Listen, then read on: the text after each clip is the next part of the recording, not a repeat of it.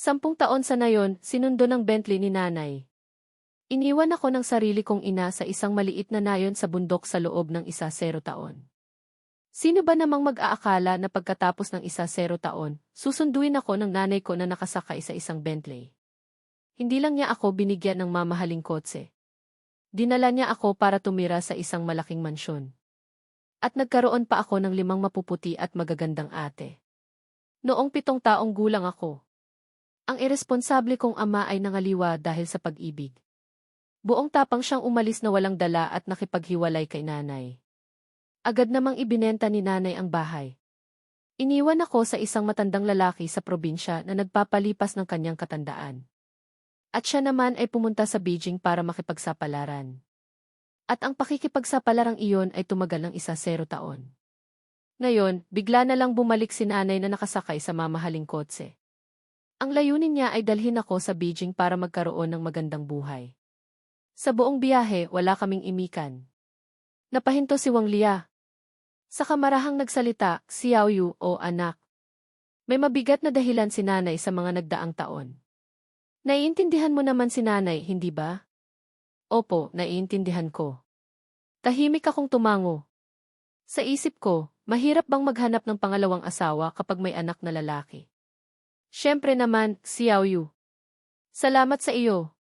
Sa hinaharap, sisiguraduhin ni nanay na mababawi ko ang lahat ng pagkukulang ko sa iyo. Nang marinig iyon ni Wang Lia, agad na mula ang kanyang mga mata.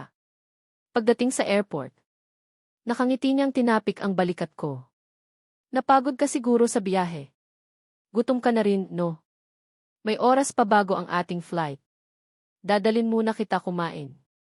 Ito ang unang beses kong makapasok sa airport sa loob ng 17 taon. Dinala ako ni Wang Lia sa isang restaurant. Naupo kaming mag-ina sa tabi ng bintana. Nag-isip ako sandali. At naglakas loob na magtanong. Kumusta ka nitong mga nakaraang taon? Sandaling natahimik ang paligid. Natigilan si Wang Lia. Tapos ay ngumiti ulit. Mahirap noong mga unang taon. Pero okay na ngayon. Masasabi kong pagkatapos ng hirap, ginhawa naman. Nanahimik ako ng 2 segundo. Saka mahinang tumugon ng tiinan. Unang beses kong sumakay ng eroplano. Nang lumipad na ang eroplano, pinagmasdan ko ang mga gusaling unti-unting lumalayo sa bintana. Hindi ko maipaliwanag ang nararamdaman ko. Nawala na sa paningin ko ang mga gusali sa labas ng bintana. At napalitan ito ng makakapal na ulap na parang dagat ng niebe. Ang sikat ng araw ay marahang tumatama sa dagat ulap. Habang aliw na aliw ako sa ganda ng tanawin sa labas. Marahang tinapik ni Wang Lia ang balikat ko. At iniabot ang isang tablet. Xiao Yu. Nandito lahat ng bagong impormasyon tungkol kay nanay. Basahin mo itong mabuti. Mas maganda kung matatandaan mo ang mga hilig at ugali ng bawat isa sa bahay. Para mas mabilis kang maka-adjust sa bagong environment. Sige po, Nay. Tumango ako. At tiningnan ang tablet na hawak ko. Bumungad sa akin ang isang maayos na ginawang isi. Na maihalos 100 pahina. Medyo nagulat ako. Sinimulan kong basahin ito ng seryoso. Pagkatapos kong basahin, medyo komplikado ang naramdaman ko. Ang pangalawang pamilya ng nanay ko. Mukhang marami silang miyembro. At parang lahat sila ay matagumpay. Ang lalaki sa pangalawang pamilya ni nanay ay si Lin Chengjun. Kasalukuyan siyang maagang retirado. At naglilibot lang kung saan-saan. Ang dati niyang asawa ay namatay sa cancer 3 taon na ang nakalipas. Walang anak na lalaki sa pamilya, 5 lang silang babae. Ang panganay ay nasa finance. Ang pangalawa ay doktor.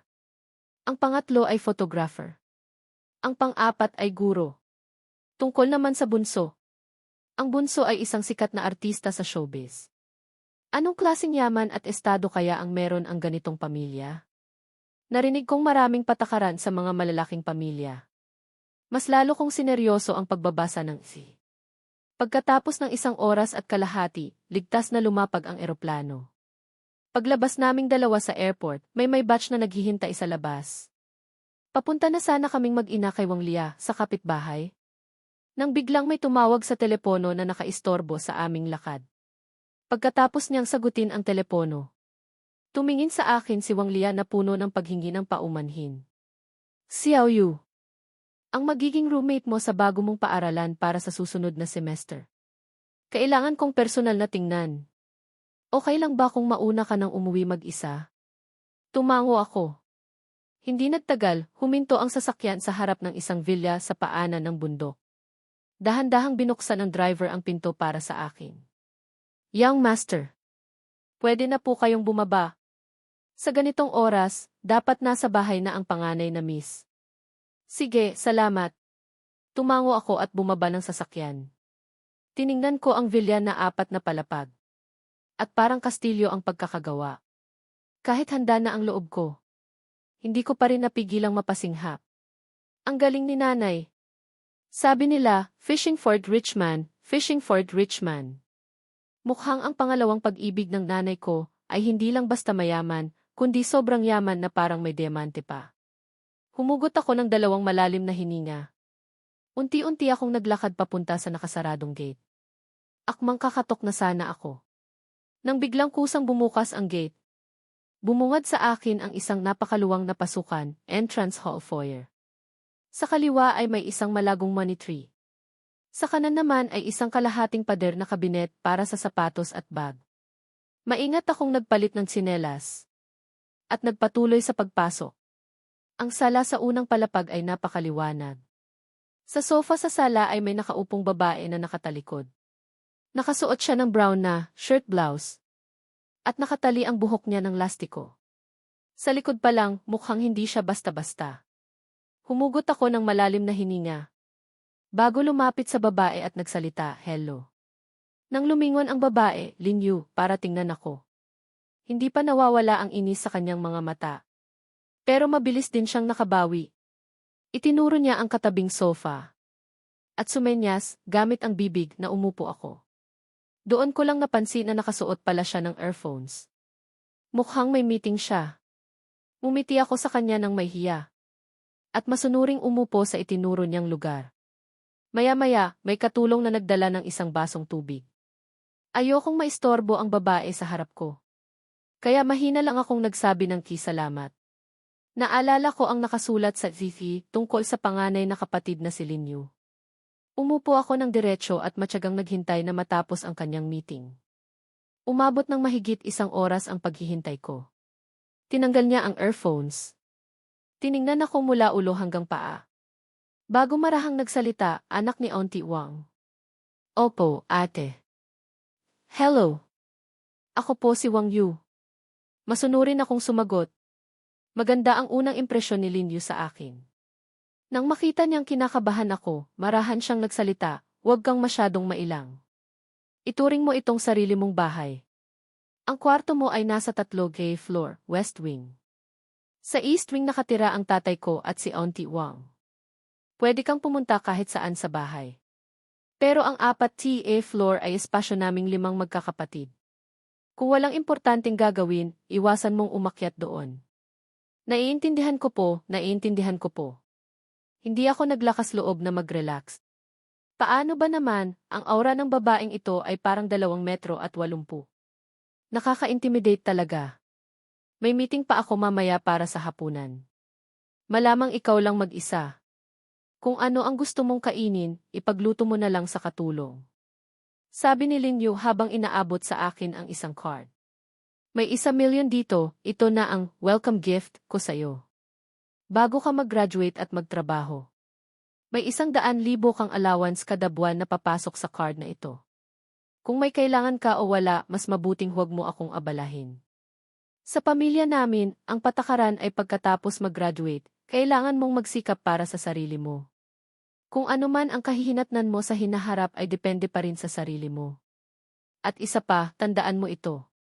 Ang patakaran ng pamilya Lin ay magkaisa laban sa mga tagalabas. Ang mga taong may masamang intensyon ay palalayasin sa bahay na ito. Nang marinig kong magkakaroon ako ng 100,000 na allowance kada buwan. Kumabog ang dibdib ko. Ang biglaang yaman na dumating sa akin. Ang una kong reaksyon ay hindi tuwa, kundi pagkalito at kaba. Dahan-dahan akong umiling. Ate, huwag po kayong mag-alala. Kilala ko po ang sarili ko. Swerte na po ako na nakatira dito. Hindi ko po matatanggap ang perang ito. Ang pagiging tapat, masunurin at hindi mukhang pera. Ay nagustuhan ni Lin Yu. Ang magandang babae na may malakas na aura. Ay bahagyang umiti. Simple at direkta. Hinila niya ang kwelyo ko. At isinuksok ang card sa bulsa ko sa dibdib. Bata, magaling ka. Pero ngayong pumasok ka na sa pamilya Lin, isa ka ng Lin. Kung wala kang pera, paano mo palalawakin ang iyong kaalaman at pananaw? Kung nahihiya ka talagang gastusin ang pera ko. Magkaroon ka ng ambisyon at ibalik mo sa akin ng doble sa hinaharap. Pagkasabi noon, tumalikod siya at pumunta sa elevator. Pinindot ito at pumasok. Habang pinagmamasdan ko ang elevator na umaakyat. Tumingin ako sa card sa bulsa ko. Hindi ko alam kung anong ekspresyon ang dapat kong ipakita. Pero nakahinga ako ng maluwag. Nakasulat sa ZE na si Lin Yu ang pinakamahirap pakisamahan sa pamilya Lin. Dapat ay iwasan ko siya hanggat maaari. Binuksan ko ang tablet at binura ang linyang iyon. Sa tingin ko naman, ang mga taong prangka at hindi paligoy-ligoy ay mas madaling pakisamahan. Ang hapunan ay tulad ng sinabi ni Lin Yu. Walang ibang umuwi sa bahay para maghapunan. Ako lang mag-isa. Nagpaluto na lang ako ng kahit ano sa katulong. Pagkatapos kumain, nagsuot ako ng sapatos at lumabas ng villa para maglakad-lakad. Villa area nga naman. Ang mga halamanan ay amoy pera. Habang naglalakad sa kalsada, humuhuni ako ng isang hindi kilalang kanta. Malapit na ako sa isang artificial na lawa. Nang biglang may lumitaw na isang ragdoll cat. At hinarangan ang daan ko. Meow, umupo ang ragdoll sa harap ko. Tumingala at muling nagmeow. Parang nagpapalambing. Umupo ako at inilagay ang kamay ko sa ulo ng ragdoll. Hindi lang ito umatras. Bagkus ay ikinuskos pa nito ang ulo sa palad ko. At muling nagmeow ng may paglalambing. Doon ko lang napansin na may nakasabit na maliit na gintong plaka sa liig ng pusa. Nakasulat sa plaka ang pangalan nito. Munting nilalang. Ang pangalan mo ay Zhao Taohua, tagahatak ng pag-ibig romansa. Miyot humiga ang ragdoll sa sahig. At ipinakita sa akin ang bilugan nitong tiyan. Nagpapahiwatig na pwede ko pa siyang himasin. Pagkaraan ng ilang sandali, may narinig akong isang nag-aalalang boses ng babae sa di kalayuan. Zhao Taohua, saan ka na naman pumuslit? Napahinto ang kamay kong humihimas sa pusa, tiningnan ko ang munting nilalang sa harap ko, at hindi napigilang mapangiti. Talagang pumuslit lang ito. Hindi ka pa babalik sa amo mo? Nang makita kong huminto ako. Medyo nainis ang ragdoll cat, tumayo. At umikot-ikot sa akin. Parang gustong-gusto akong dikitan. Maya-maya, isang babae ang lumitaw sa aking paningin. Nakasuot siya ng isang pink na malambot na pajama na may disenyo ng malaking puting kuneho. At kakaibang kidaw-daw, shoes, uri ng flat shoes, ang suot niya sa paa. Ang cute niya habang tumatakbo. Siya ba ang amo mo? Hindi ko napigilang mapangiti. Lumingon si Zhao Taohua at marahang nagmeow. Tapos, sa harap ko. Ang pusang kanina pa umiikot sa akin. Ay biglang bumagsak sa harap ko. Hindi gumagalaw. Ang biglaan ng pangyayari. Ay medyo ikinagulat ko. Ang munting nilalang ay hindi gumagalaw. Parang bigla na lang nahimatay. Habang papalapit ang amo ng pusa. Medyo tuliro akong tumingin sa maganda nitong mukha. Ano kanina lang okay pa siya. Alam ko. Kuya, huwag kang kabahan. Marahang kinuha ng babae ang pusa mula sa akin. Zhao Taohua, huwag mo akong piliting saktan ka, sabi niya sa pusa. Ang ragdoll cat na kanina ay hindi gumagalaw ay biglang dumilat. Nahanap ang pinakamalambot na parte sa kandungan ng babae. Nagkuskos at muling nagmeow ng masunurin. Pakiramdam ko, nagkatawang tao na yata ang pusang ito. Nang makita ito ng babae, bumalik sa pagiging matamis at malambing ang kanyang boses. Pasensya na, ha?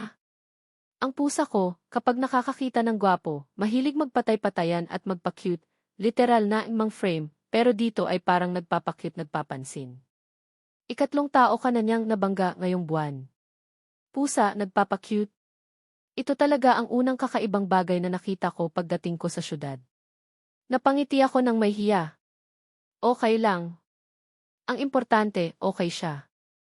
Hinimas ng babae ang pusa at kinuha ang cellphone mula sa bulsa. Gabi na. Kunin ko na lang number mo. Para mailibre kita ng pagkain bilang pasasalamat sa ibang araw. Wala naman siyang nagawang masama sa akin. Huwag ka nang mag-abala. Wala sa akin ang cellphone ko. Isa pa, nagkataon lang naman kaming nagkita. Malamang hindi na kami magkikita ulit. Hindi naman nainis ang babae sa tapat ko. Isinuksok niya ulit ang cellphone sa bulsa at matamis na ngumiti. CJ. Ako si Lisisi. Nakatira ako sa building 7. Kung may kailangan kang tulong, pwede mo akong puntahan. Nagpakilala na siya. Parang hindi maganda kung hindi rin ako magpapakilala. Sumunod ako sa sinabi niya. Ako si Wang Yu. Nakatira ako sa building 3. Pero ang humingi ng tulong sa babaeng nasa harap ko. Mukhang hindi mangyayari iyon. 10 taon na akong malayo sa mga magulang ko. Natutunan ko ng mabuhay ng mag-isa at hindi umasa sa iba. Gabi na, mauuna na ako. Sa ulitin. Sige, sa ulitin. Tiningnan ko siyang tumango. Mukhang bagong ligo lang si Lisisi kaya siya lumabas. Basa pa ang buhok niya at tumutulo. Nang akma na akong tatalikod. Muling nagkuskos si Zhao Taohua sa kandungan niya. At natanggal ang pinakataas na buttons ng kanyang damit na hindi maayos na naisara. Hindi ko agad naiwasang tumingin. At ang maputi at magandang balat sa ilalim ng kanyang lig, humorous one neck, malamang typo at dapat elegant one neck, ay bahagyang nasilayan ko. Biglang namula ang mukha ko. Dali-dali kong inalis ang aking tingin. Pagpasok ko ulit sa villa. Ang balak ko sana ay kumuha lang ng tubig at umakyat na agad sa taas. Pero napansin ko sa gilid ng aking mata na bukas ang ilaw sa kusina. Lumingon ako at pumunta doon. Sa kusina. Kumukulo ang tubig sa maliit na kaldero. At maraming tilamsik ng tubig ang nasa kalan. Si Lin Yu ay nakakunot ang noo. Isang kamay ang nakahawak sa kanyang tiyan. At isang kamay naman ang maihawak na tablet, pinag-aaralan kung paano magluto ng lugaw. Ate, may maitutulong po ba ako? Nang makita ako ni Lin Yu, natahimik siya ng ilang segundo. Sa kamarahang tumingin sa akin. Marunong ka bang magluto ng lugaw? Opo, pero baka hindi kasing sarap ng luto ng katulong. Nilampasan ko si Lin Yu. Kumuha ako ng isang takal na bigas, hinugasan at isinalin sa kaldero. Naghiwa rin ako ng ilang shiitake mushroom at ham. Nagdagdag ng kaunting toyo at asin. Bago hanguin, naglagay ako ng 2 pirasong gulay. Pinatay ko ang apoy, isinalin ang lugaw sa mangkok, lahat ay mabilis at maayos. Inilapag ko ang mangkok sa counter sa harap ni Lin Yu. Marahan akong nagsalita, kain na po kayo. Salamat. Siguro dahil hindi maganda ang pakiramdam niya.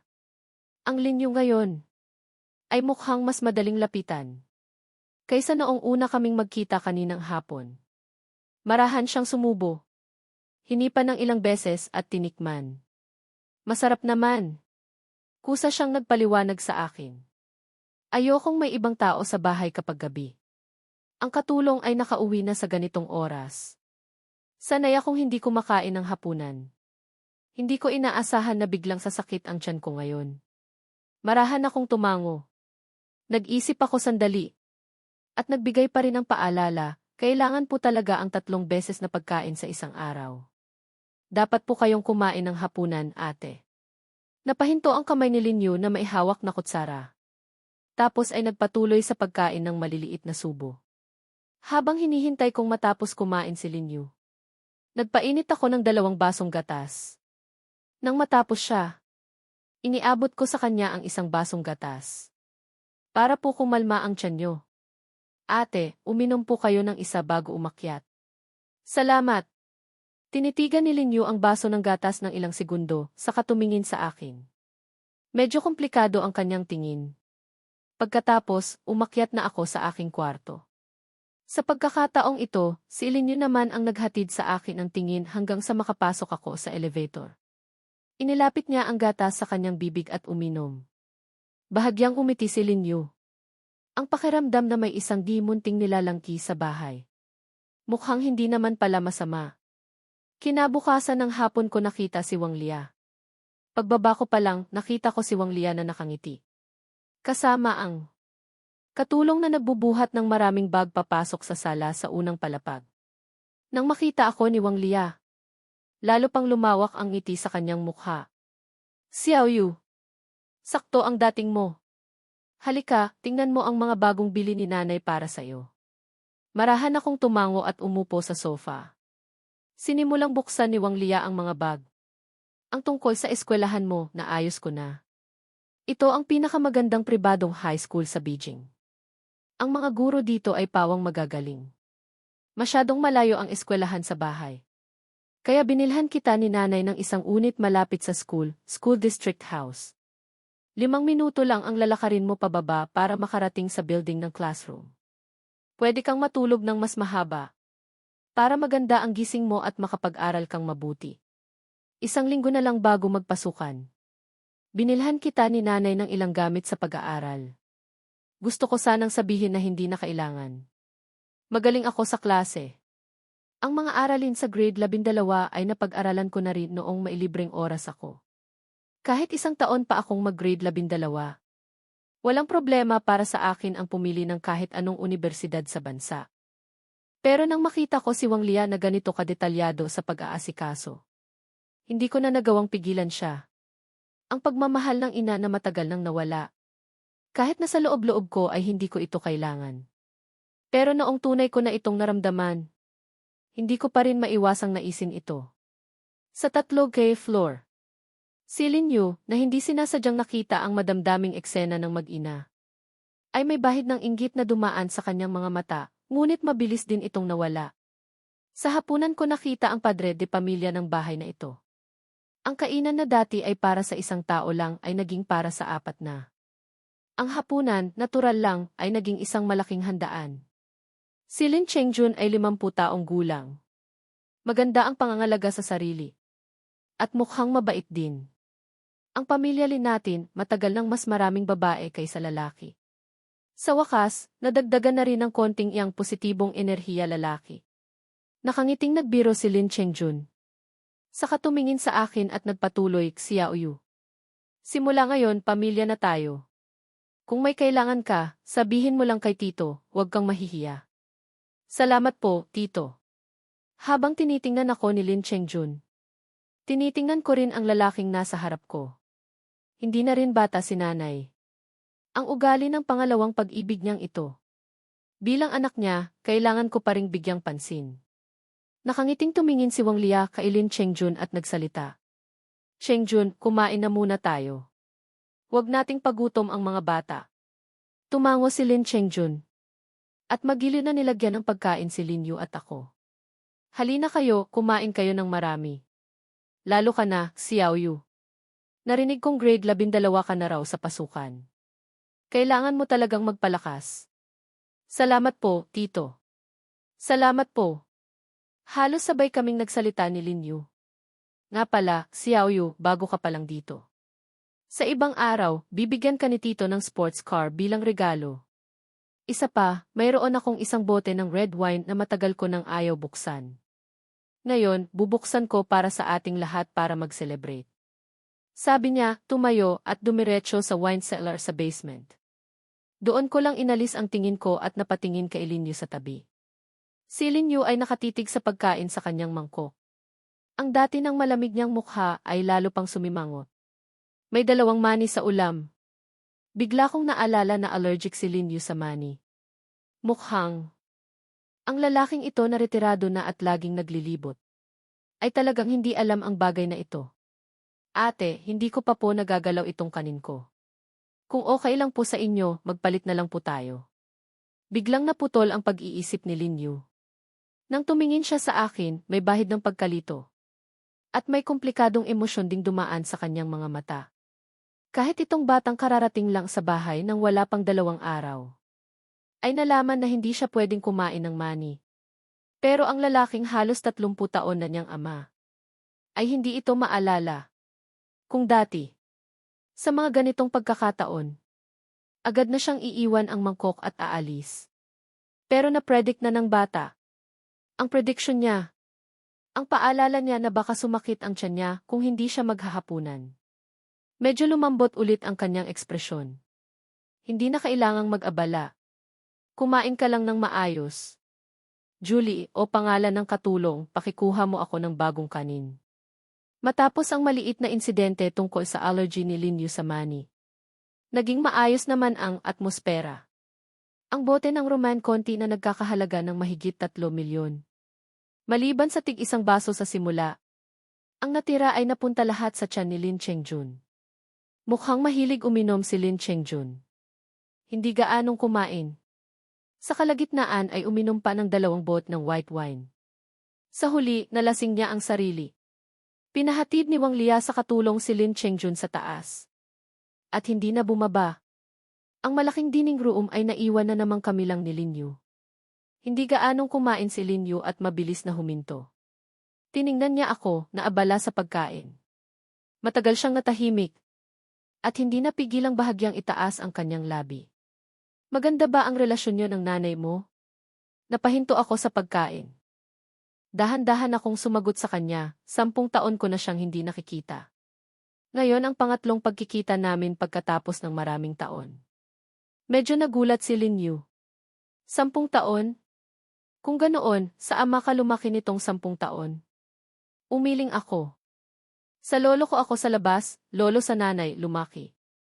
Nang tingnan ako ni Lin Yu, hindi niya napigilang lumambot ang puso.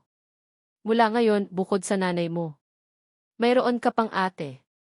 Kung may mabigat kang problema, pwede mong isiping lumapit sa akin. Pagkasabi noon, tumayo siya at umalis ng taas noo. Malapit na ang pasukan. Sa mga sumunod na araw, hindi na ako lumabas ng bahay. Bukod sa pag-aaral at pag-ehersisyo, wala na akong ibang ginawa. Si Lin Chengjun, pagkatapos naming magkita noong araw na iyon, ay umalis na ulit para magbakasyon. Sa pagkakataong ito, kasama niya si Wang Lia. Sabi nila, pupunta sila para manood ng aurora at mag-honeymoon. Sa villa, kapag araw, bukod sa katulong. Ako lang mag-isa. August 25. Bago pa tumunog ang alarm clock, nagising na ako, naligo at nag-ayos. Bakit ang aga kong nagising? Kasi halos hindi ako nakatulog buong gabi. Nagbihis ako at bumaba. Nakita kong maliwanag ang ilaw sa unang palapag. Nakaupo doon si Lin Yu at nagbabasa ng business newspaper. Ate, hindi ba't 9 oras ka pa pumapasok? Bakit ang aga mong nagising ngayon?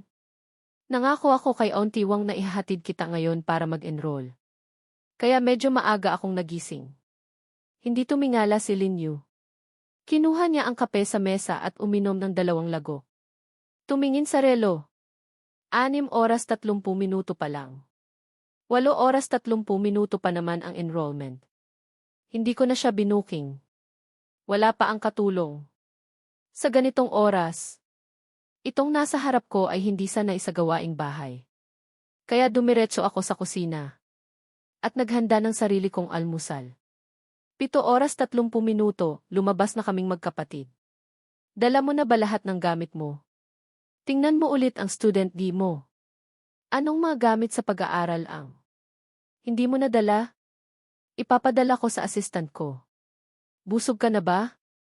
Gusto mo? Dalhin pa kita kumain malapit sa school. Sa buong biyahe, si Lin Yu na dati hindi pala salita, ay biglang naging parang nanay. Hindi ko alam kung matatawa ako o maiiyak. 8. Papasok lang po ako sa school. Hindi po ako sasabak sa gyera. Paano ka ba kung mausap sa ate mo? Sinamaan ako ng tingin ni Lin Yu. Ako, na komportable na sa harap ni Lin Yu, ay nagpa siya ng sumuko. CJ. Kung ano po ang sabihin niyo, makikinig po ako. Muli akong sinamaan ang tingin ni Lin Yu. Sa pagkakataong ito, wala na siyang sinabi. Huminto ang sasakyan hindi kalayuan sa gate ng school. Bumalik sa pagiging malamig na babaeng boss ang boses ni Lin Yu. Bumaba ka na. Sige po, sa susunod na linggo. Ate, huwag po kayong kalimutang maghapunan. Hindi ko nakalimutang magbilin. Bago bitbitin ang bag ko at bumaba ng sasakyan. Pagsara ko ng pinto, pinaandar na ni Linyu ang sasakyan. Umusad ito ng ilang metro at muling huminto. Bumaba ang bintana. Tiningnan niya ako sa labas. Muli siyang nagbilin, mag-isa ka lang nakatira dyan. Kung hindi ka sanay, umuwi ka sa bahay para matulog. Pwede kong ipa-arrange sa driver na ihatid sundo ka. Nang magtama ang tingin namin sa malamig, ngunit seryosong mga mata niya sa loob ng sasakyan. Hindi napigilan ang puso ko. Itong ate ko sa ina. Talagang matalas ang dila pero malambot ang puso. Kapag nakilala mo na siya ng husto, mabait pala siyang ate. Salamat po. Muling may ngiti sa kanyang mga labi. Noon, naiinggit talaga ako sa kababata kong kapwa rin iniwan ng magulang. May ate siyang nag-aalaga sa kanya. Kapag nagkakamali siya, pinapalo siya ng ate niya. Pero kapag may ibang nang aapi sa kanya, ang ate niya ang unang-unang lalabas para ipagtanggol siya. Mula ngayon, may ate na rin akong mag-aalaga sa akin. At mukhang 5 pa sila. Hindi ko lang alam kung ang 4 pang ate ay kasing dali pakisamahan ni Linyu. Pagpasok ko sa school, itinapon ko na lahat ng iniisip ko. Dahil sa koneksyon ni Wang Lia, nailagay ako sa grade 12, class 1-0. Isa sa mga sub-Olympic class, pangalawa lang sa rocket class. Akmang magtatanong na sana ako kung paano pumunta. Nang may nakita akong payat na lalaking mas maliit sa akin ng kalahating ulo. Nahumarang sa daan ko. Tinitigan ako ng lalaking iyon ng ilang segundo. At biglang nagliwanag ang kanyang mga mata. Matandang Wang. Nang makilala ko ang taong nasa harap ko, nagkaroon din ng saya sa mukha ko. Chen Pang-er, matabang Chen. Ako nga. Ako nga. Tuwang-tuwang niyakap ako ni Chen Donggrui, pangalan ni Chen Pang-er. Bata, umasenso na rin ba ang pamilya mo? Kaya ipinasok ka rito para maghirap. Parang ganoon na nga. Ang makatagpo ng dating kaibigan. At lalo na't isang matalik na kaibigan mula pa noon. Napangiti ako, tiningnan si Chen Donggrui mula ulo hanggang paa. At nagpatuloy, mahigit 3 taon pa lang tayong hindi nagkikita. Bakit ang payat mo na? Huwag mo nang itanong. Hindi ba't dahil sa hirap dito sa lugar na to? Hindi napigilan ni Chen Donggrui na mapabuntong hininga na parang wala ng pag-asa. Tinapik niya ang balikat ng matalik niyang kaibigan. Muling bumalik ang ngiti sa kanyang mukha. Matandang Wang, sasabihin ko sa'yo. Hindi talaga para sa tao ang lugar na to. Nag-aalala nga ako kung paano ko tatapusin itong huling taon. Buti na lang dumating ka, kapatid. Hindi ka maghihirap. Okay naman ang grades ko. Siguro medyo magiging madali lang para sa akin. Walang alinlangang itinama ko si Chen Donggrui. Biglang lumungkot ang bilugang mukha ni Chen Donggrui. Ay, nga pala. Nakalimutan ko, itong isinilang na to ay laging nangunguna sa klase. Nasa 2 palapag ang classroom natin. Mabilis na nakarating ang 2 sa pintuan ng classroom. Nga pala, ang opisina ng advisor natin ay sa dulo ng hallway, room 201. Bago ka pa lang, dapat siguro pumunta ka muna sa kanya. Itinuro niya ang karatula sa di kalayuan. Napangisi si Chen Donggrui at akmang papasok na sa classroom. Matandang Wang, hindi na kita sasamahan. Hindi ko pa tapos ang summer assignment ko. Kailangan kong maghanap ng makokopyahan. Tumango ako at mabilis na pumunta sa opisina. Pagkatok ko sa pinto, bumungad sa akin ang ilang hindi pamilyar na mukha. Nagkunwari akong isang mabait na bata at nagsalita. Magandang araw po, mga teacher. Ako po si Wang Yu. Ako po yung bagong lipat. Nandito po ako para mag-report kay Teacher Zhao, ang advisor ng class 1-0. Wang Yu, ikaw pala. Halika, upo ka. Ang nagsalita ay isang hindi gaanong matandang lalaking guro. Nakasalamin, mukhang mabait at magalang na guro. Nakuha na namin ang records mo. Nabasa na rin ng mga teacher. Maganda ang grades mo. Huwag kang kabahan kahit bago ka pa lang sa school. Panatilihin mo lang ang dati mong performance. Salamat po, teacher. Bago ka pa lang, sigurado akong hindi ka pa pamilyar sa school. Mamaya, magpapatawag ako ng estudyante para ilibot ka sa campus. Sige po, teacher. Ang mga gurong kihinulma ng kakayahan, maaaring ibig sabihin ay may mataas na kwalifikasyon. Ay mukhang mas maalalahanin at masinop kaysa sa mga ordinaryong guro. Nakipag-usap pa ako sandali kay Zhao Luming, pangalan ng advisor. Sumama ako sa kanya papunta sa classroom. Ang dating maingay na classroom ay biglang tumahimik. Pagkatapos tingnan ni Zhao Luming ang mga estudyante. Itinuro niya ako at nagsalita. Ito ang bago nating kaklase ngayong semester. Si Wang Yu. Hindi lang gwapo ang bago nating kaklase. Magaling pa ang grades niya. Palakpakan natin siya. Sa ibaba, pinangunahan ni Chen Donggrui. Ang ilang kaklase sa paligid niya ang pinakamalakas pumalakpak. Welcome! Welcome!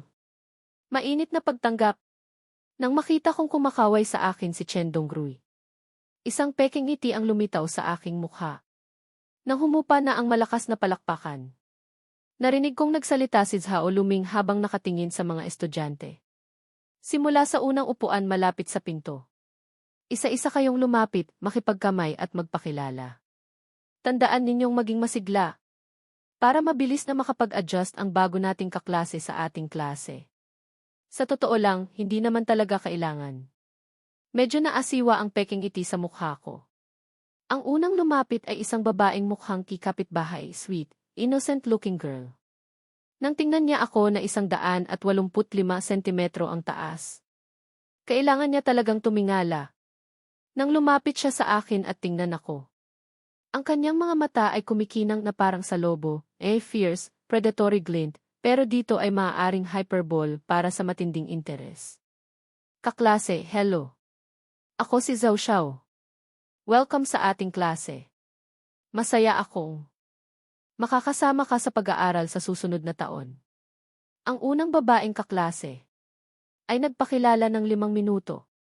Ang kamay ko ay hinawakan niya rin ng 5 minuto.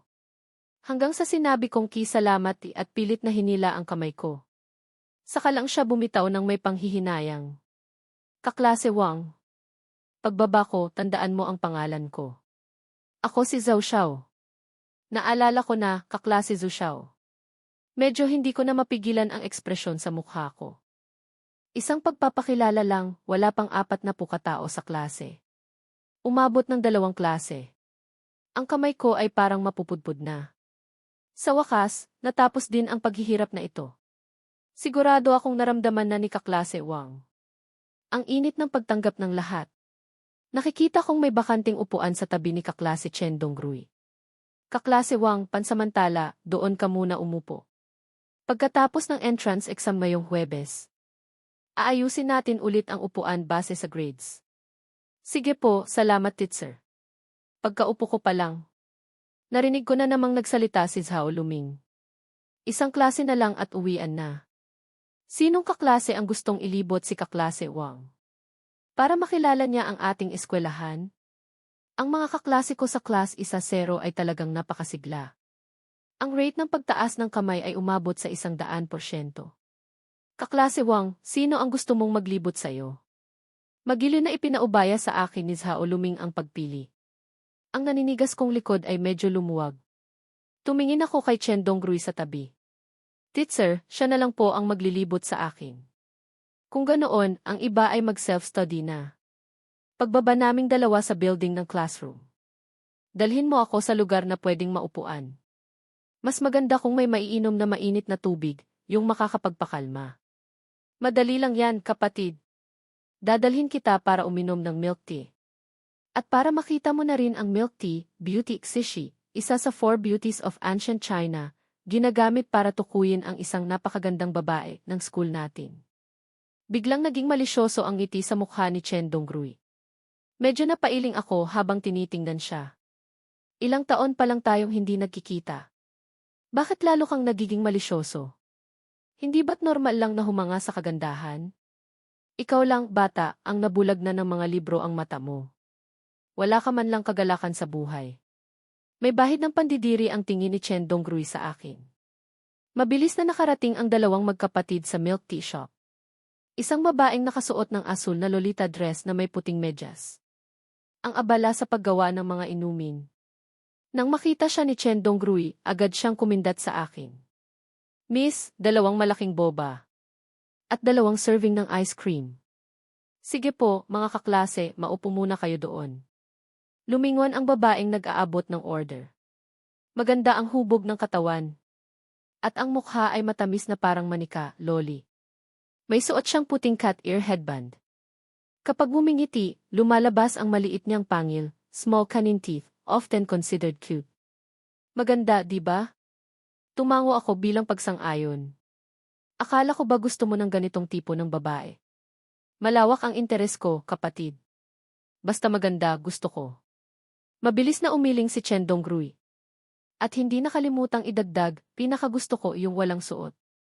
Walang night class sa unang araw. 6 oras pa lang, uwian na. Nang magsimula akong magligpit ng mga gamit ko. Nga pala, itong suot mo at mga gamit mo. Mukhang mas mahal pa kaysa sa mga binili ko. Saan ka ba umasenso? Nag-isip ako sandali, saka ibinaba ang tingin. Dapat siguro, 4 na salita ang buod, zipping mugi, maaaring isang idioma na nangangahulugang naging mahalaga mayaman dahil sa ina, literal na, purple screen mother precious. Ang galing ni Auntie. Akala ni Chen Donggrui, si Wang Lia, tulad ng mga magulang niya, ay nakagawa ng pangalan sa Beijing. Tumango ako. At hindi na nagpaliwanag pa. Sumakay ako ng taxi pabalik sa residential complex kung saan umuupa si Wang Lia. Pagdating ko sa baba ng building, biglang bumukas ang ilaw ng sasakyan sa harap. At kumislap sa akin. Lumingon ako. Ang mukhang nakita ko kaninang umaga ay lumitaw sa bintana ng sasakyan. Medyo nagulat akong lumapit. Ate, hindi ba't may overtime ka ngayon? Bakit nandito ka na naman? Tinitingnan ko lang kung kumusta ang pag-adjust mo. Gusto mong sumama sa akin umuwi? Hindi po. Kung uuwi ako, kailangan kong gumising ng 1 oras na mas maaga. Huwag po kayong masyadong mag-alala. Isa pa. Nakita ko kanina sa school ang dati kong kababata. Magkaklase kami. Dahil sa kanya, medyo okay naman ang pag-adjust ko. Ang puso ni Lin Yu na buong araw nag-alala sa bata ay medyo gumaan. Mabuti naman kung ganoon. Sa weekend, yayain mo ang kababata mo. Ililibre ko siya ng pagkain. Tumango ako. Kumain na po ba kayo? Gusto niyo po bang umakyat, ipagluluto ko kayo? Si Lin Yu ay parang matagal ng plinano ito. Sige, ipapark ko lang ang sasakyan. Pagkasabi, mabilis na umandar ang sasakyan at umalis. Tiningnan ko ang usok ng sasakyan na iniwan niya. May bahid ng malinaw na katangahan, clear stupidity, isang internet slang na maaaring nangangahulugang inosenteng katangahan o pagiging clueless sa aking mga mata. Kailangan pa bang pumunta sa parking lot para lang kumain? Hindi ko na masyadong inisip. Kinuha ko ang AC card ko.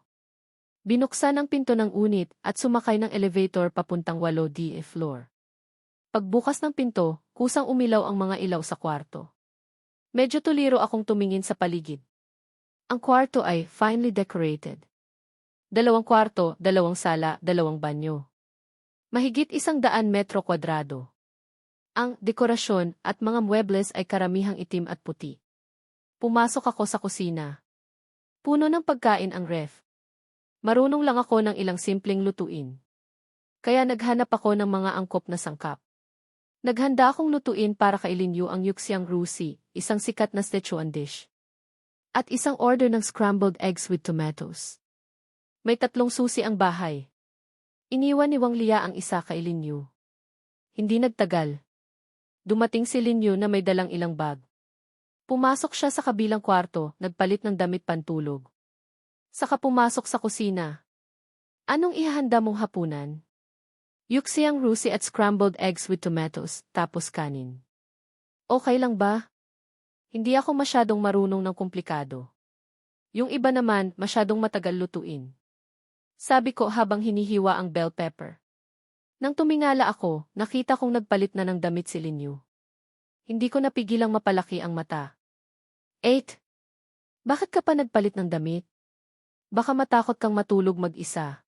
Dito ako matutulog ngayong gabi, isang gabi lang. Kalmadong kumuha si Lin Yu ng isang bot ng fruit juice mula sa ref. Pagkatapos magsali ng isang baso, saka lang siya nagpatuloy. May telephone conference pa ako. Siguro mga kalahating oras. Kung maaga kang matapos, pwede ka nang kumain. Tiningnan ko ang papalayong likod ni Linyu. Medyo napailing ako. Hindi naman ako 4 o 5 taong gulang na bata. Pinakamarami, hindi lang ako sanay sa bagong environment kaya hindi makatulog. Ano namang katatakutan ko kung mag-isa akong matulog? Hating gabi, nakahiga ako sa malaking kama na kayang tulugan ng 4 na tao. Medyo hindi ako mapakali at hindi sanay. Kahit na residential building ito. Pero 11 oras sas pa lang. Sobrang tahimik na sa labas. Siguro pagkatapos ng kalahating oras pa. Ang mahinang boses ni Linyu mula sa sala sa labas. Ay naririnig ko paminsan-minsan mula sa siwang ng pinto. Mukhang may kausap siya sa telepono at inaayos ang isang bagay. Kahit na seryoso ang boses niya. Pero sa pandinig ko, may bahid ito ng kapilyahan. Nagising ako ng 6 oras 30 minuto dahil sa alarm clock. Pumunta ako sa kusina, nagtuos ng tinapay, naglaga ng itlog at nagpainit ng gatas. Kumain ako ng konti. Nag-iwan din ako ng note para kay Linyu na kumain siya ng almusal paggising niya. Pagkatapos, kinuha ko ang bag ko at pumasok na sa school. Ang huling klase sa umaga ay math. Maayos na inorasan ni Zhao Luming. Sa huling 3 minuto, umiti siya at nagsalita. Mga kaklase, mamayang hapon, dumating kayo ng 1-0 minuto ng mas maaga. 2 oras 30 minuto, pumunta tayo sa auditorium para sa College Entrance Exam Mobilization Assembly. Nag-imbita ang school ng top-notcher sa science stream noong nakaraang taon. Para ibahagi sa inyo ang kanyang mga karanasan sa pag-aaral. Huwag kalimutang magdala ng notebook. Top-notcher sa science stream noong nakaraang taon? Hindi ba't si Senior Elisisi iyon? Biglang nagliwanag ang mga mata ni Chen Dongrui. Ako naman sa tabi nang marinig ko ang pangalang iyon. Lumingon ako kay Chen Dongrui. Lisisi. Matandang Wang, huli ka nang dumating kaya hindi mo alam. Si Senior ay sikat na personalidad sa school natin. Hindi lang siya top-notcher sa Jinda, isang universidad, art exam. Nakuha rin niya ang titulong top-notcher sa science stream noong nakaraang taon. Hindi pa nakalimutang idagdag ni Chen Dongrui. Maganda si Senior at napakabait pa. Ang mga nanliligaw sa kanya ay pwedeng pumalibot sa school. Sayang lang, wala siyang sinasagot ni isa. Tumango ako. Isang imahe ang sumagi sa isip ko. Nakasuot ng cute na pajama na may malaking puting kuneho sa mainit na panahon.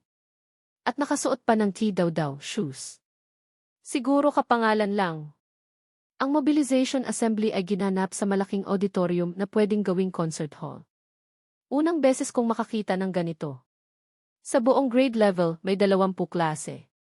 Idagdag pa ang mga guro sa bawat subject at mga school official. Halos 1,000 kami. Pero kahit ganito karami, hindi pa rin napuno ang kalahati ng auditorium. Umupo ako ng mahigit kalahating oras. Naubos ko na ang isang bote ng tubig. Parang naiihi na rin ako. Pangit, mataba, maaaring palayaw, nasaan ang banyo ng auditorium. Paglabas mo sa hagdan, dumiretso ka lang sa kaliwa. Tumayo ako, lumabas at lumiko sa kaliwa. Hindi sinasadyang napatingin ako sa bintana. Isang babae ang may kausap sa telepono. Napako ang tingin ko sa isang bahagi ng kanyang puting high-waisted pants. Pagkatapos, lumapit ako at tumayo sa likuran niya, nang maramdaman niyang may tao sa likuran niya. Lumingon ang babae. Nang makita niya ako, may bahid ng pagkagulat sa kanyang mga mata. Isang maningning na ngiti ang sumilay sa kanyang mga labi. Ikaw pala. Hindi ko inaasahan na magkikita ulit tayo. Hindi ko rin inaasahan. Pareho kaming nagulat. Ang Lisisi na nakilala ko pagdating ko pa lang sa Beijing. Hindi ko inaasahan na siya rin pala ang senior noong nakaraang taon. Nakasuot siya ng light makeup ngayon. Ang mahaba niyang buhok ay nakatali ng mataas na ponytail. Kapag bumingiti siya, kumikinang ang kanyang mga mata. Naglalabas siya ng aura ng kabataan at kasiglahan. Hindi mo maiiwasang matulala at mapahanga. Talagang maganda. Ito ang naisip ko. Nang may maalala ako. Maingat kong itinuro ang likuran niya. Ano? Yung iyon mo parang dumating na. Hindi naman tanga ang babae. Naintindihan niya agad kung ano ang ibig kong sabihin. Biglang nanlaki ang kanyang mga mata. Ang ngiti ay halos biglang nanigas sa kanyang mukha. Lumingon siya. At nang makita ang maliit na pulang mansa sa kanyang pantalon, agad na namula ang kanyang mukha. Ay! Naku po! Tulong! Bakit ngayon pa dumating? At nakita pa ng nabangga ni Zhao Taohua. Pwede pa kayang tumakas papuntang Mars ngayon? Maraming emosyon ang dumaan sa kanyang mukha. Habang nahihiya siya at naguguluhan. Isang itim na jacket ang lumitaw sa harap niya. Kung hindi ka naman maselan, isuot mo muna ito. Pwede itong pantakip. Salamat. Hindi ko inaasahan na ang gwapong ito ay mabait pa pala. Isang bahid ng pasasalamat ang naramdaman ni Lisisi. Kinuha niya ang jacket at isinuot. Sakto lang para matakpan. Ang maliit na pulang mansa na tumagos. Ano ngayong nakatagpo na ako ng mabuting tao? At alam ko pa ang pangalan at address. Dapat siguro sulitin ko na. Kahit na nakakahiya. Ipinagdikit ni Lisisi ang kanyang mga palad.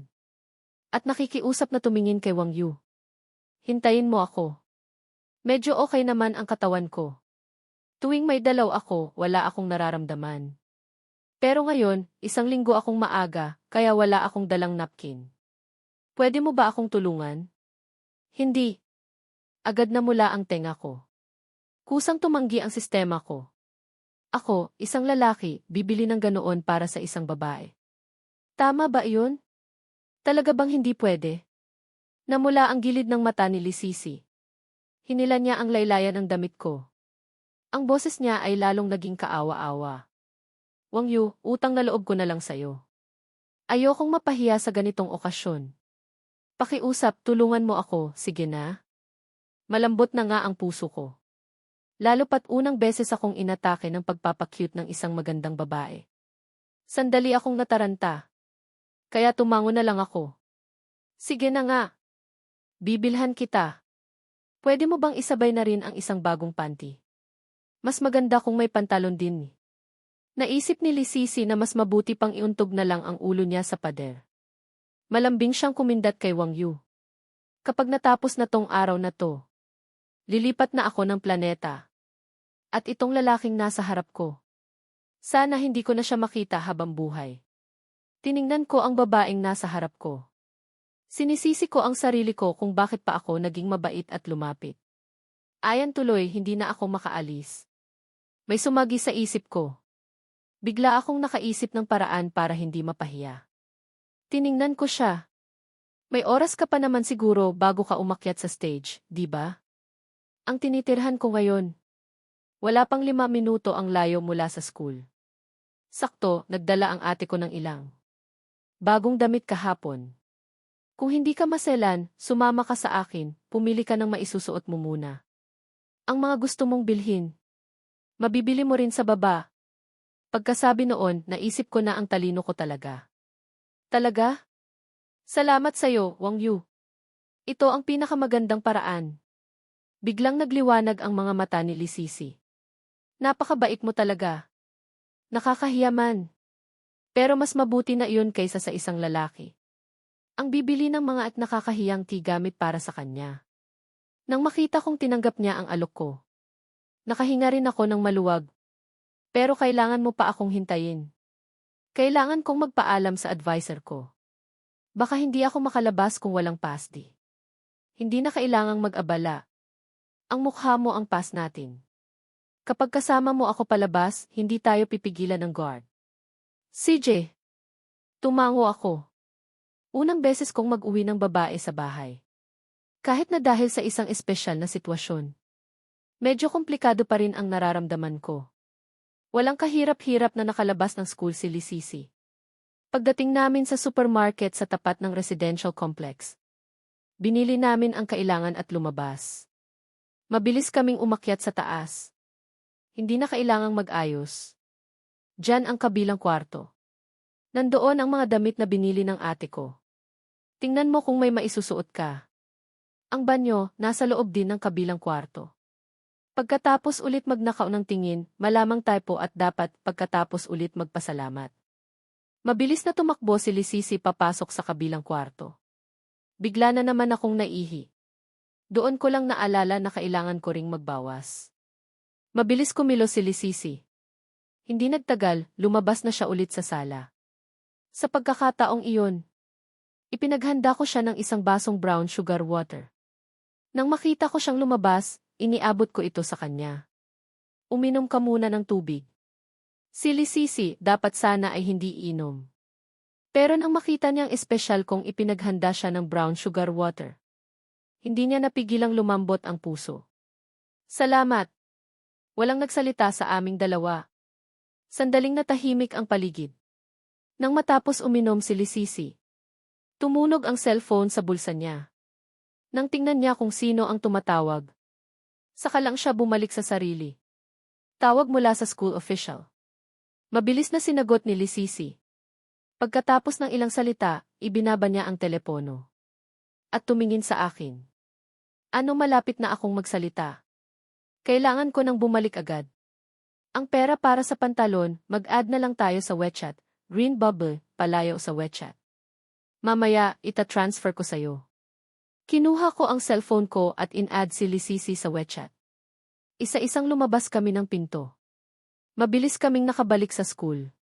Nang makita ni Chen Donggrui na ang tagal kong bumalik. At wala na ang jacket ko.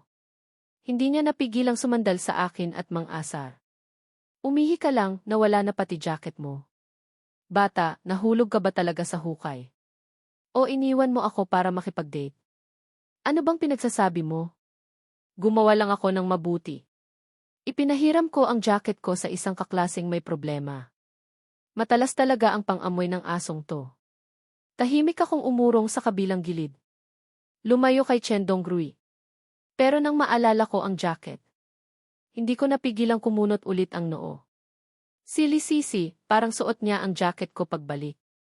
Kapag umakyat na siya sa stage, huhubarin niya naman siguro iyon, di ba? Hindi nagtagal nang tawagin ng host. Si Lisisi para umakyat sa stage. Sunod-sunod na ilaw ang tumutok sa kanya.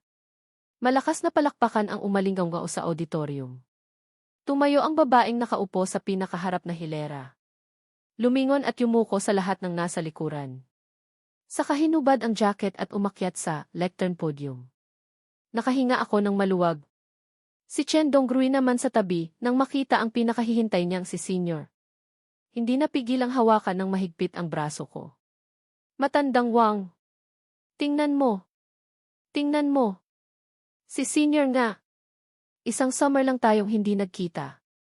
Lalo pang gumanda si Senior. Anong klaseng panaginip kaya ang kailangan kong gawin? Para magkaroon ako ng pagkakataong makasama si Senior kumain. Halatang hindi lang si Chen Donggrui ang excited sa mga tao.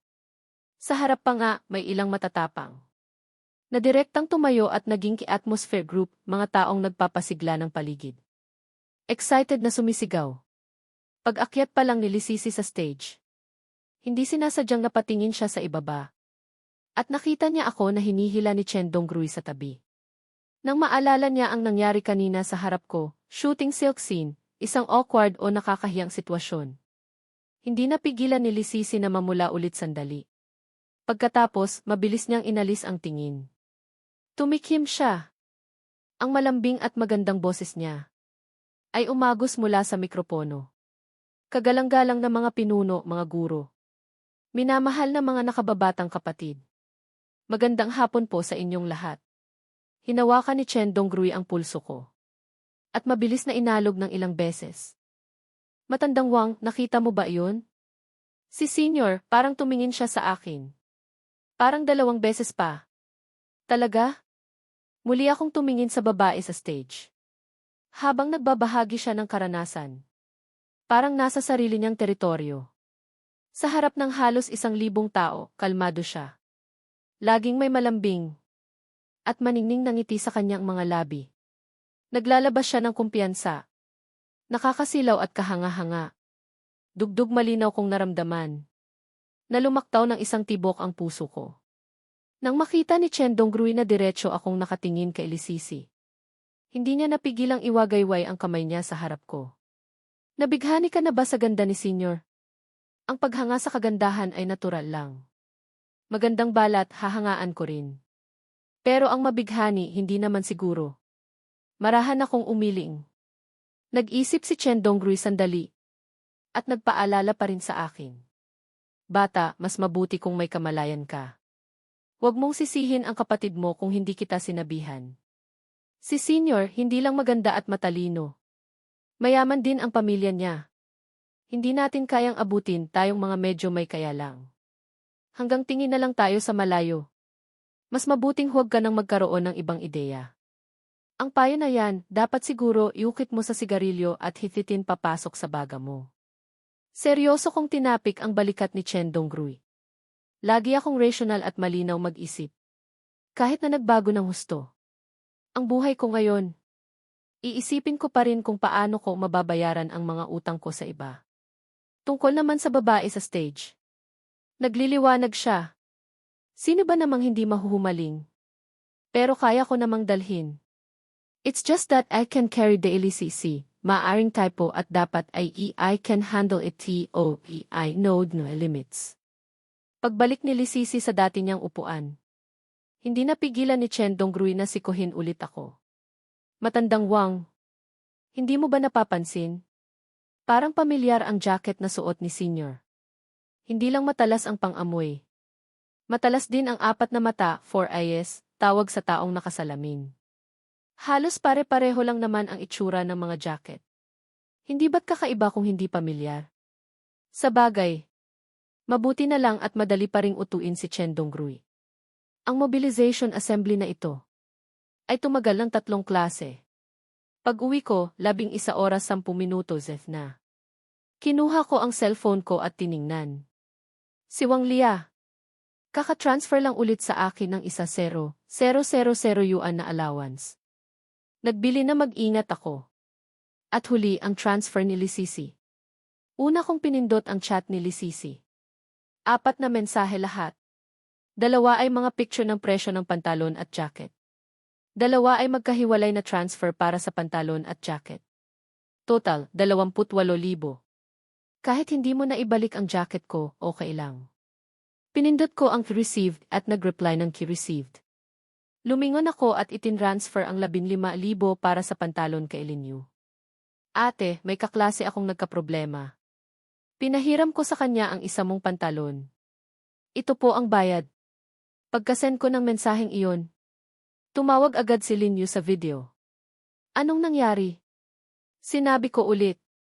Masunurin kong ikinuwento ang nangyari. Agad na gumaan ang loob ni Linyu. Mabutit hindi ka na biktima ng pig butchering scam, isang uri ng online scam. Ang perang yan, sayo na. Gantimpala mo na yan sa pagiging matulungin mo sa iba. Ate, tanggapin niyo na po. Kasi naman, hindi ako nagpaalam. Bago ko kinuha ang gamit niyo. Nakaka-pressure po pag ganito. Sa pagkakataong ito, hindi na rin tumanggi si Linyu.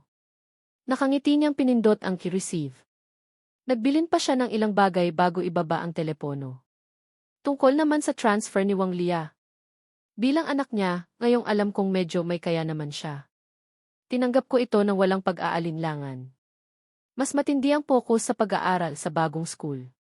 Maayos naman ang pag-a-adjust ko. Isang iglap lang, 2 araw na naman ang lumipas. Huwebes at Biyernes, nagkaroon ng entrance exam ang buong grade level. Dahil inayos ang mga exam room base sa ranking sa arts at science noong nakaraang semester. Ako, nadayo lang. Ay napunta sa huling exam room. Pagkatapos ng huling exam noong Biyernes, uwian na agad. Pagdating ko pa lang sa gate ng school, nakita ko ang isang nakasweet na middle-aged na lalaki na magalang. Nayumuko sa akin. Young master, si eldest Miss Po. Pinapasundo po kayo at ang kaibigan nyo para kumain. CJ. Unang beses kong maramdaman na pinapahalagahan ako. Hindi ko napigilang makaramdam ulit ng init sa puso. Noong araw na iyon, binanggit ni Linyu na ililibre niya si Chen Donggrui ng hapunan sa weekend. Nitong mga nakaraang araw, hindi na niya ulit ito nabanggit. Akala ko baka busy siya o nakalimutan na. Kaya hindi ko pa sinabi kay Chen Donggrui. Hindi ko inaasahan. Na ngayon niya pala ito isa sa katuparan. Kinuha ko ang cellphone ko at tinawagan si Chen Dongrui. Halos agad na sinagot ang tawag. Ang malisyosong boses ni Chen Dongrui ay narinig mula sa cellphone. Ano yun, anak? Bago ka pa lang, naiinip ka na? Gusto mong ilabas ka ni tatay para mag-enjoy? Gusto kang ilibre ng ate ko ng pagkain. Masarap na pagkain. Nasa may east side ako ng school gate, sa may pedestrian lane, hinihintay kita. Si Chen Dongrui sa kabilang linya, biglang masarap na pagkain. Hintayin mo ako. Mabilis niyang ibinaba ang telepono. Habang tumatakbo na may dalang bag.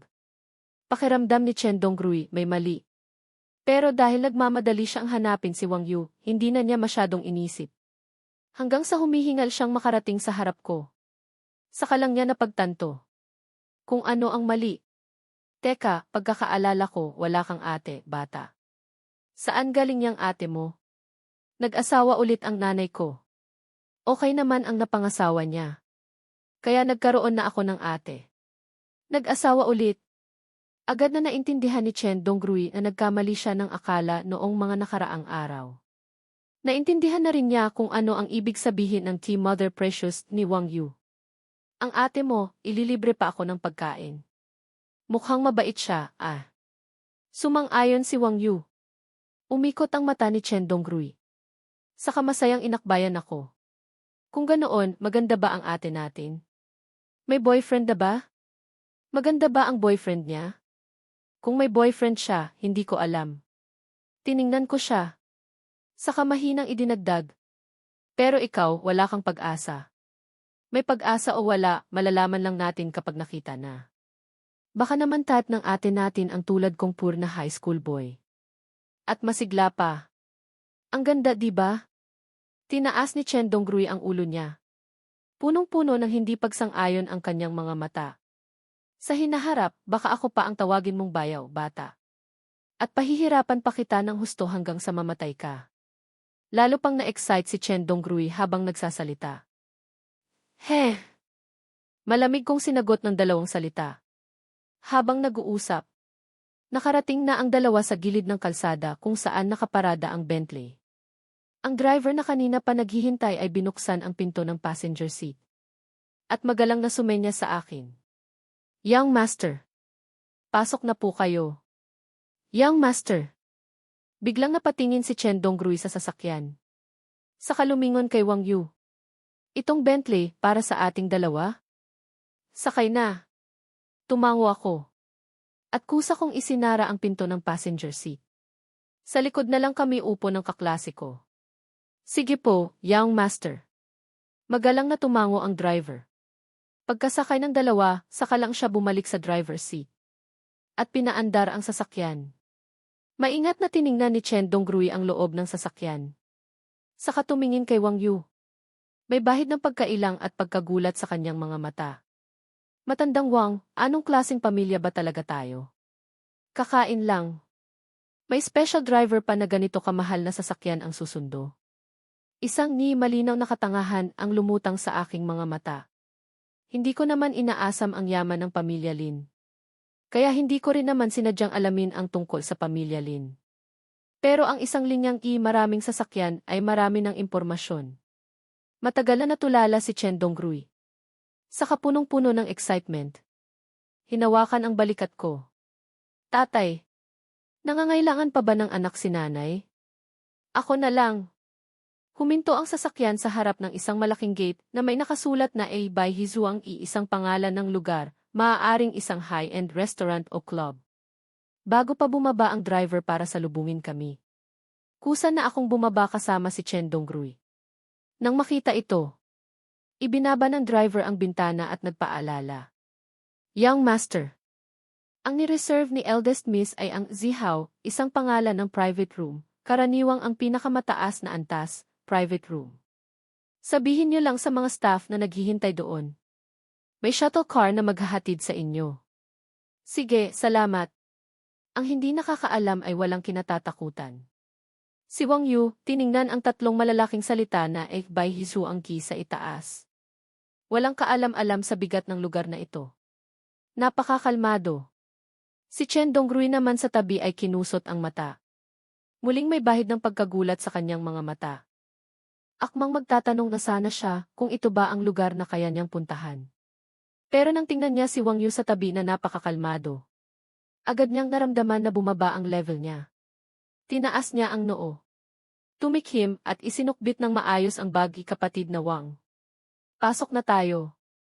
Nang makita ni Chen Donggrui na parang sasabak siya sa gyera. Medyo natawa ako. Pero wala na akong sinabi. Tumawid ang dalawa sa malaking gate. May isang hilera ng mga staff na nakatayo sa gilid. Ang nasa pinakaharap ay lumapit. Mga Ginoo, mayroon po ba kayong reservation bago kayo pumunta? Marahan akong nagsalita, Zihao Private Room. Pagkasabi noon, lalo pang tumindi ang respeto sa mga mata ng staff sa harap ko. Kinuha niya ang walkie-talkie mula sa bulsa at nagbilin. Hindi nagtagal, may isang hiwalay na shuttle car na dumating. Mga Ginoo, pasok na po kayo. May inihanda na pong inumin para sa inyo sa sasakyan. Wala pang 5 minuto. Nakarating na kami sa harap ng isang maliit na courtyard na may sinaunang disenyo. Ang tinatawag na Zihao Private Room ay isang courtyard na may sinaunang disenyo. Tumawid kami sa maliit na tulay sa ibabaw ng Lotus Pond. Naglakad pa ng ilang hakbang bago makarating sa pinto. Sa loob, kanina pa nag-oopisina si Lin Yu. Nang makita niyang dumating kami, nagsalita pa siya ng ilang salita bago ibaba ang telepono. Nandito na pala kayo. Pasok, upo kayo. Tumingala si Lin Yu. Ang boses niya ay malamig. Kagagaling lang niya sa kumpanya. Nakatali ng mababa ang buhok niya. At nakasuot pa rin ng suit. Mas malakas ang aura niya kaysa noong una ko siyang makita. Ate, hindi po ba kayo naghintay ng matagal? Umiti ako. At hinila si Chen Donggrui sa tabi para ipakilala. Ito po ang kapatid ko. Si Chen Donggrui, hindi kasing angas noong nasa sasakyan kami. Ngayon, sobrang mahiyain ni Chen Donggrui. Mahiyang umiti kay Lin Yu. At medyo kinakabahang bumati. Hello. Ako po si Chen Donggrui. Ako po ang anak ni Wang Yu. Ay, kapatid. Isang simpleng kainan lang naman. Huwag kang mailang. Bahagyang nanginig ang gilid ng labi ni Lin Yu.